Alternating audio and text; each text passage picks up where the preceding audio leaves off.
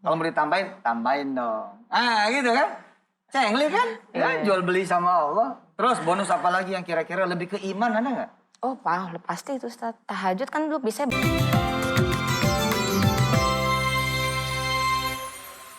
Aku dengar awal bikin kue, jualan kue itu gara-gara bantuin orang tua ya pas SMA. Iya. Oh. Awalnya kan karena kondisi ekonomi orang tua ya. Karena papa waktu itu lagi jatuh banget gitu Ustaz. Sebelum pandemi berarti ya? Udah lama, jadi sebelum saya nikah. Allah. Gitu. Lagi jatuh, usahanya lagi ditipu orang gitu kan. Dari tadinya kerja di kantor gitu.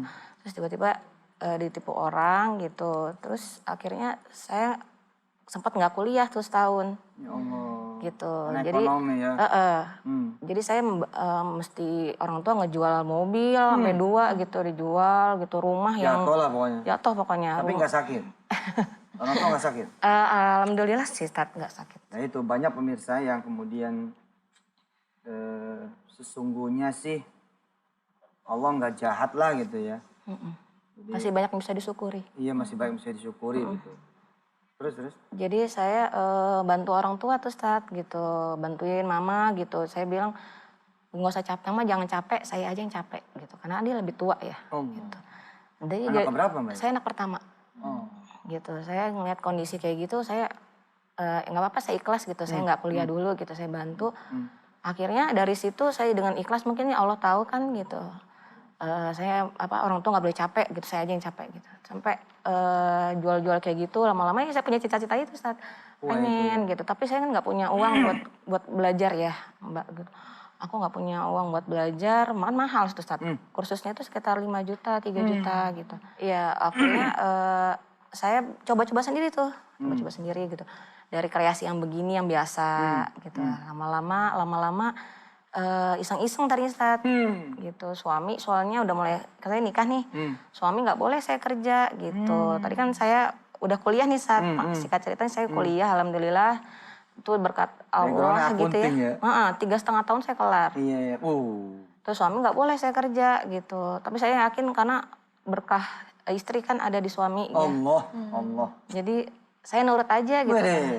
Jadi berhenti gitu ya? Berhenti. Iya gitu. benar. Saya berhenti cuman setahun gitu.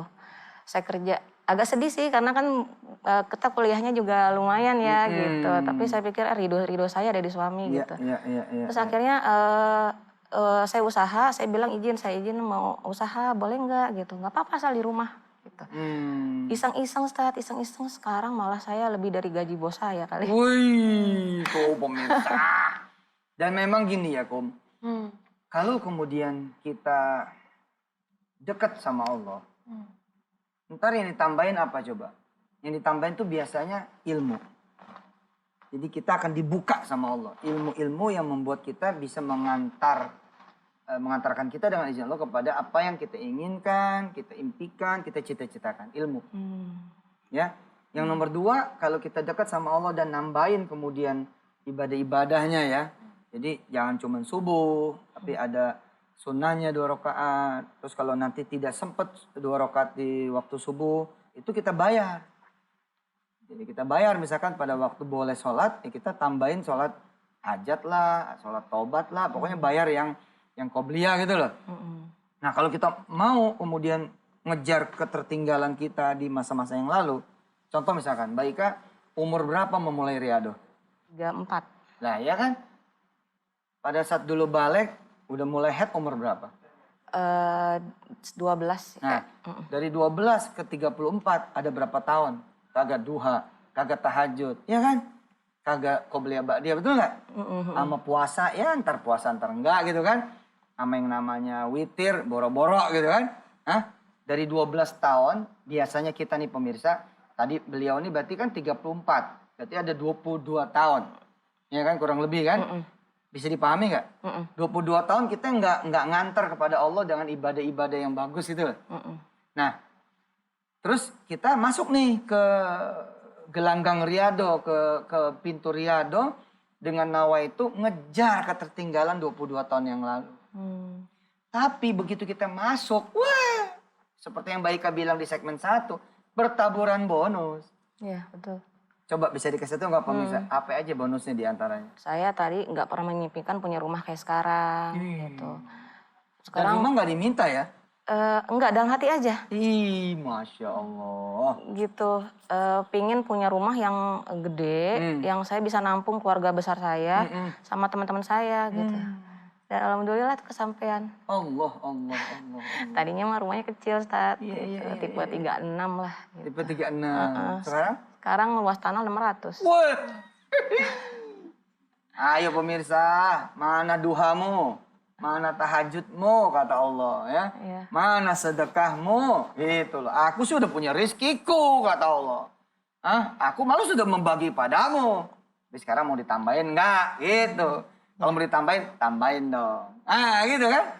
Cengli kan? Ya, jual beli sama Allah. Terus bonus apa lagi yang kira-kira lebih ke iman ada nggak? Oh, pasti itu, Ustaz. Tahajud kan dulu bisa berat ya, Ustaz ya. Iya. Bisa berat. Sekarang mah jam 2 langsung nggak usah alarm nyala tuh, alarm belum nyala saya udah bangun dulu. Allah. Nih, pemirsa mau nggak saya kasih tips supaya bisa tahajud enteng? Mau nggak? Gimana tuh, Ustaz? Baik Kak, Kak Kumi mau nggak? Pemirsa, supaya bisa tahajud enteng. Gini ya, ikutin saya. Nggak semua orang. Enggak semua. Ikutin. Nggak semua orang. Enggak semua orang. Pemirsa ikut ya, nggak semua orang. Nggak semua orang Bisa tidur bisa tidur cepat. Bahkan ada yang nggak tidur. Iya. Ayo. Bahkan ada yang nggak tidur. Iya, satpam misalnya. Apa misalnya? Sopir taksi malam misalnya. Sopir taksi malam. Sopir bus malam misalnya. Sopir bis malam. Ada juga orang-orang Ada juga orang-orang yang tidur yang tidur nggak bisa bangun. nggak bisa bangun. Bangun-bangun, Bangun-bangun. udah azan subuh. Udah jam subuh. Berarti Berarti kan kan nggak bisa nggak bisa tahajud tahajud seperti umumnya orang. seperti umumnya orang. Ini pemirsa, saya suka ngomong begini kenapa? Karena yang dengar harus nyampein pada orang lain. Nah, saya sama Kak Kumi ngajarnya begini. Jadi ntar Kak Kumi bisa ngajar lagi sama yang lain. Itu. Nah, ini ada tipsnya ya. Ini ada tips. Ini Ayo ada pemirsa tipsnya. ikutin. Karyawan semua, kru. Yang atas, yang bawah. Ini ada tipsnya. Ini ada tipsnya. Ikutin aja. Ikutin aja. Gaya, model, Model, sholat, sholat, taraweh. taraweh. Paham nggak? Iya, itu lebih dari 2 rakaat itu. Bukan. Jadi abis sholat isya, zikir, doa. Kan ba'diyah tuh. Langsung naik aja. Naik lagi. Kayak kan taraweh gimana? Emang taraweh tidur dulu? Jadi nggak tahajudnya? Enggak mesti tahajud Witir. tidur dulu. Itu udah ada fatwa dari Darul Azhar Mesir, Al Azhar Mesir, banyak ulama-ulama yang mengatakan bahwa udah habis sholat isya langsung tancep aja. Supaya kita nggak berat, gimana? Habis sholat isya, zikir, kemudian doa, naik ba'diyah, naik lagi 2 rakaat. Nah, niatnya apa? Niatnya qiyamul lail. Bahasa Indonesia aja pemirsa. Bismillahirrahmanirrahim. Ya Allah, saya mau naik lagi nih 2 rakaat sholat sunnah qiyamul lail. Karenamu ya Allah. Allahu Akbar. Wih, cakep. Nah, di pesantren Darul Quran, pemirsa, kenapa anak-anak santri kami itu bus masuk Mesir, bus masuk Jordan, bus masuk Maroko, bus kemudian ke Eropa, Inggris Raya, ada yang tembus ke Rusia. Kenapa coba? Karena begitu sholat isya, satu pesantren langsung bangun. Nah, karena ini judulnya Qiyamul Lail, maka suami bisa menjadi imam. Dan dijahar. Bismillahirrahmanirrahim. Bisa, dikerasin. Itu dikerasin. Nah, suruh ikut dah tuh. Pembantu suruh ikut, sopir suruh ikut. Kalau emang punya ya. Semua ikut gitu. Wah, tahun depan sholat malamnya di mana? Di Masjidil Haram. Oh, jadi bisa dijamaahkan ya? Kalau sholat sunnah yang malam boleh. Ikutin taraweh aja. Taraweh itu apa sih sebenarnya? Emang taraweh ada? Kan itu qiyamul lail aslinya. Nah, nanti apakah setelah kita qiyamul lail dan lanjut witir tadi, terus tidur, boleh tahajud lagi? Boleh dong. Nah, asli kan? Udah gampang nih pemirsa. Udah nggak ada alasan, gua nggak bisa bangun pagi. Itu langsung. Solusi kan? Jadi kalau ada orang yang nawaitu 40 malam nggak putus, ya begini caranya. Nah, tinggal kalau yang buat perempuan bagaimana Pak Ustadz? Kita janji 3 hari. 7 hari, 14 hari, 21 hari, 40 hari. Tapi baru masuk 6 hari, head. Jangan khawatir. Khusus buat perempuan-perempuan, sepanjang nanti dia head, dihitung dia jadi, dihitung dia jalan, dihitung dia dapat. Padahal dia nggak melakukan. Asal apa? Asal hari sebelumnya memang udah melakukan. Artinya dia biasa emang ngaji Al-Mulk misalnya setiap malam. Tiap pagi Yasin. Kemudian Ar-Rahman Waqiah sepanjang hari itu. Terus ketemu head. Dan dia nggak ngaji nih. Yang khawatir. Dia udah dapat pahalanya tuh. Seakan-akan dia memang mengerjakan. Itulah keutamaan perempuan-perempuan yang head. Ya, bisa apa ya? Ya, ini udah ada peserta Zoom. Ada Mbak Melisa dari Makassar, Mas Asap dari Makassar, Mbak Lina Fauzi dari Jogja, dan Mbak Alif dari Ungaran, dan Mas Sudaryanto dari Tangerang. Ini kita dialog sama Mbak Alif. Iya siap, Mbak Alif Ungaran. Assalamualaikum Ustaz. Waalaikumsalam. Waalaikumsalam. Tentang sedekah.